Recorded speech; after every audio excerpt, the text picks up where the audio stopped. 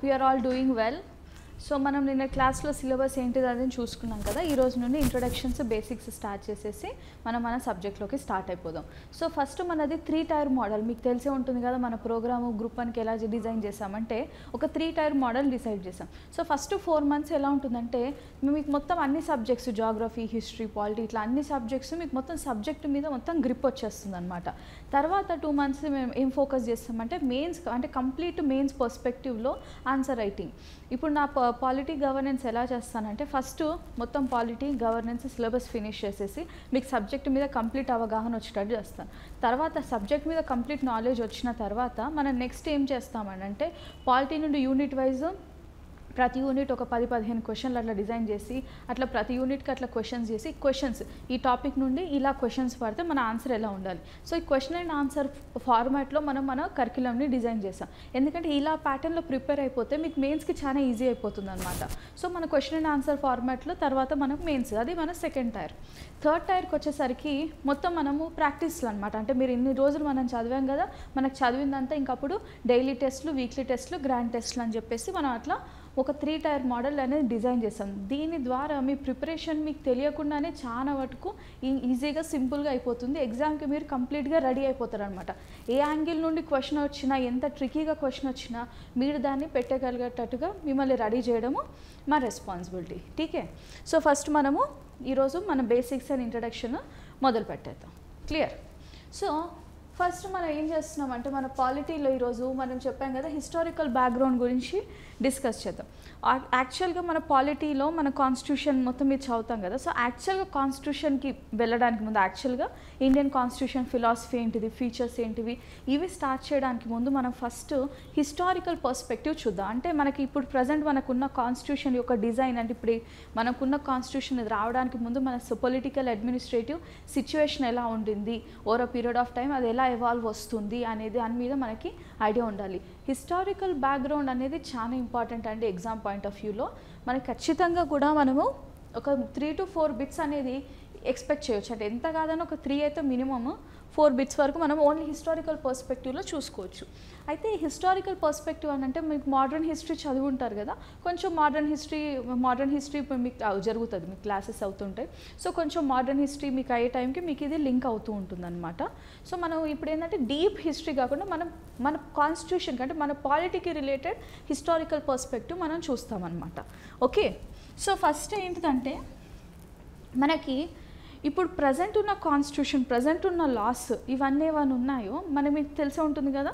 మనకి over period of 200 years వరకు మనం ఒక బ్రిటిష్ వారి పాలనలో ఉన్నాం. సో ఈ బ్రిటిష్ రూల్ అనేది మనకు 2 వేస్గా అయింది. ఒకటి ఏంటిదంటే 1858 వరకు కంపెనీ, అంటే ఈస్ట్ ఇండియా కంపెనీ, 1858 వరకు ఈస్ట్ ఇండియా కంపెనీ యొక్క రూలింగ్, 1858 తర్వాత డైరెక్ట్ క్రౌన్ రూల్. ఇలా ఒక 2 భాగాలుగా మనకి రూలింగ్ అనేది 2 భాగాలుగా ఉండిందనమాట. సో ఇది ఎలా జరిగింది ఏంటిది అనేది చూద్దాం.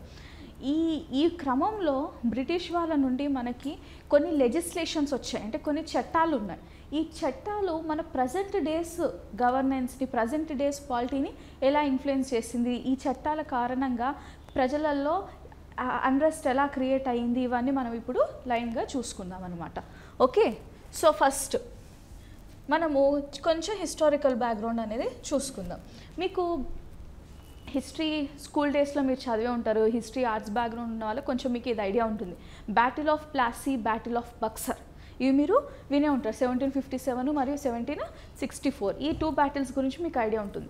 బ్రిటిష్ వారు మీకు తెలుసు కదా ఏ సంవత్సరంలో వచ్చిందంటే రాయల్ చార్టర్ ఆఫ్ 1600ని ఆధారంగా తీసుకొని, royal charter 1600 the queen's charter అనమాట. ఆ చార్టర్ని ఆధారంగా తీసుకొని ఈస్ట్ ఇండియా కంపెనీకి కంప్లీట్గా ఇండియాలో ట్రేడింగ్ చేయడానికి మోనోపోలీ ఇచ్చారు. అంటే ఇండియా మొత్తం మన ఇండియా ఏదైతే ఉంటుందో ఇక్కడ ఈస్ట్ ఇండియా కంపెనీ వాళ్ళు ట్రేడ్ చేయొచ్చు, బిజినెస్ చేసుకోవడానికి ఆ పర్మిట్స్ తీసుకొని ఇండియాలోకి ఎంటర్ అయ్యారు. ఓవర్ అంటే బిగినింగ్ డేస్లో complete commercial activities, purely commercial యాక్టివిటీసే ఉండింది.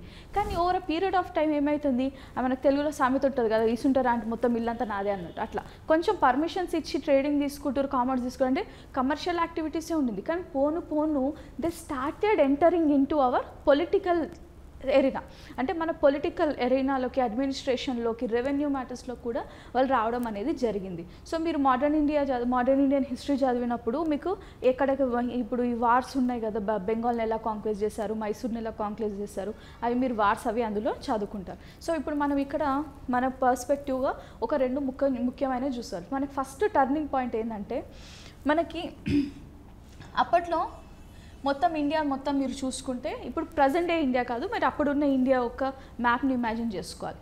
అప్పుడు బ్రిటిష్ టెరిటరీస్ ఉంటుండే, అట్ ద సేమ్ టైం కొన్ని కింగ్స్ కూడా ఉంటుండే, అంటే ప్రిన్స్లీ స్టేట్స్ కూడా ఆ టైంలో మనకు ఉంటుండే.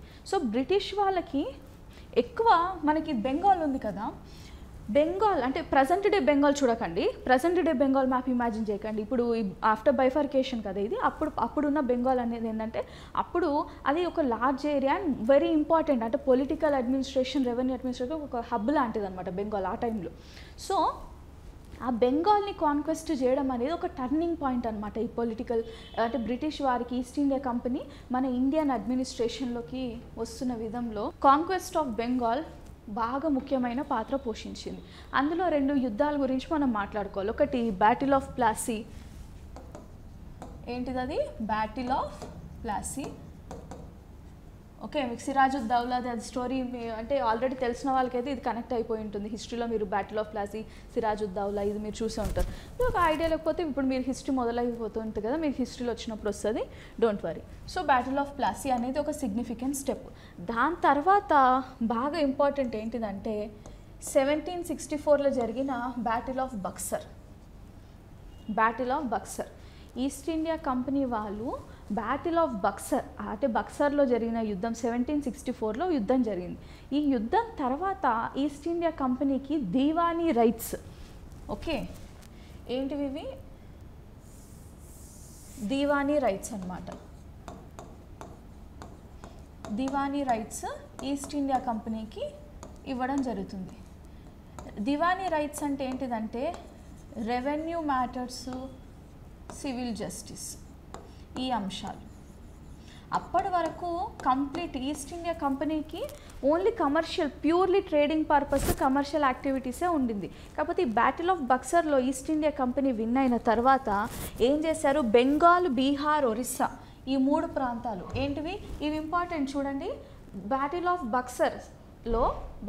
బక్సర్లో ఏ ప్రాంతాలలో దీవానీ రైట్స్ ఎక్వైర్ చేసుకున్నారు అంటే అది బెంగాల్, బీహార్, ఒరిస్సా. గుర్తుపెట్టుకోండి, అండర్లైన్ చేసుకోండి.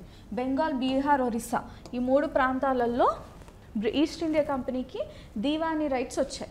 దీవానీ రైట్స్ అంటే ఏంటిదంటే rights over revenue administration and civil justice. Revenue administration and civil justice ఈ అంశాల మీద ఈస్ట్ ఇండియా కంపెనీకి రైట్స్ వచ్చేసాయి. అంటే అర్థం చేసుకోండి, కమర్షియల్ యాక్టివిటీస్ నుండి మెల్లిగా రెవెన్యూ మ్యాటర్స్లోకి, సివిల్ మ్యాటర్స్లోకి ఈస్ట్ ఇండియా కంపెనీ వస్తుంది. అంటే ట్రేడింగ్ నుండి, అంటే వ్యాపారం కోసం వచ్చిన వాళ్ళు ట్రేడింగ్ పర్స్పెక్టివ్ నుండి మళ్ళీ మన అడ్మినిస్ట్రేషన్ వైపు, రెవెన్యూ వైపు మెల్లిమెల్లిగా మన దాంట్లోకి ఎలా వస్తున్నారో ఇప్పటి నుండి మొదలవుతుంది అనమాట మనకి చూడడానికి. ఇది అలా వచ్చింది, ఇది significant step.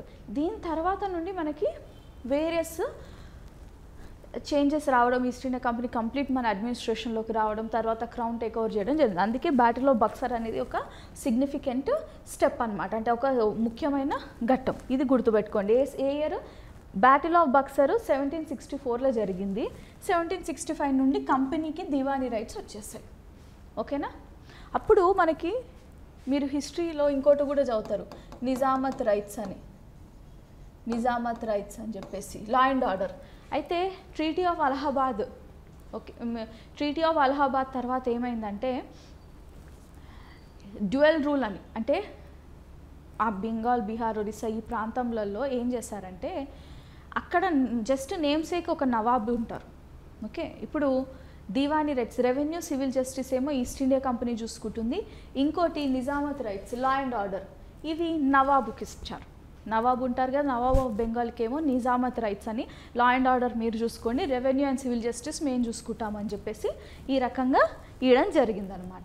Okay, Diwani rights ఏ అంశాలు ఇవి ఇంపార్టెంట్, రెవెన్యూ, సివిల్ జస్టిస్ మీదనే దివానీ రైట్స్ వచ్చాయి, ఇది ఇంపార్టెంట్. ఓకే, ఈ అండర్లైన్ చేసుకున్నవన్నీ ఇంపార్టెంట్ పాయింట్స్. అయితే ఇప్పుడు క్వశ్చన్ ప్యాటర్న్ అనేది మారుతూ వస్తుంది. స్టేట్మెంట్ బేస్డ్ క్వశ్చన్స్ ఇస్తున్నారు. ఇప్పుడు మిమ్మల్ని డైరెక్ట్ క్వశ్చన్ అడగరు, ఏ ఇయర్లో బ్యాటిల్ ఆఫ్ బక్సర్ జరిగింది, లేకపోతే ఏ ఇయర్లో east India company Diwani rights acquire చేసింది, ఇంట్లో డైరెక్ట్గా అడగరు, స్టేట్మెంట్ వైజ్డ్ ఇస్తారు. లైక్ దివానీ రైట్స్ బెంగాల్, బీహార్, ఒరిస్సాలో Diwani rights east India company తీసుకుంది. దివానీ రైట్స్ అంటే రెవెన్యూ అండ్ సివిల్ జస్టిస్కి రిలేటెడ్ ఉన్నాయని, నిజామత్ రైట్స్ వచ్చేసి లా అండ్ ఆర్డర్ గురించి నవాబ్ చేతుల్లో ఉన్నాయి. ఇలా ఒక మనకి 4 స్టేట్మెంట్స్ ఇచ్చి which of the following is true, లేకపోతే which of the following statement is wrong, ఈ రకంగా క్వశ్చన్స్ వస్తాయి. సో అలాంటి స్టేట్మెంట్ బేస్డ్ క్వశ్చన్స్ వచ్చినప్పుడు చిన్న చిన్న మైన్యూట్ డిఫరెన్స్తో మనం కన్ఫ్యూజ్ అయిపోయి రాంగ్ ఆన్సర్ పెడుతుంటాం. అందుకే నేను ఇలాంటివన్నీ అండర్లైన్ చేసి చెప్తున్నాను. ఈ అండర్లైన్ చేసినవన్నీ మీరు స్పెసిఫిక్గా హైలైట్ చేసి పెట్టుకోండి. ఎగ్జామ్కి ఇవి చాలా మీకు లాస్ట్ మూమెంట్ రివిజన్కి హెల్ప్ అవుతుంది. ఓకే, సో ఆ రకంగా ఈస్ట్ ఇండియా కంపెనీ అప్పటి వరకు ప్యూర్గా ట్రేడింగ్ పర్పస్తోనే ఉన్న ఈస్ట్ ఇండియా కంపెనీకి ఏం జరిగింది, మెల్లిగా రెవెన్యూ మ్యాటర్స్లో కూడా రావడం జరిగింది. ఇది ఒక మోస్ట్ ఇంపార్టెంట్ ఈవెంట్ అనమాట మనకి. Okay, battle of Buxar.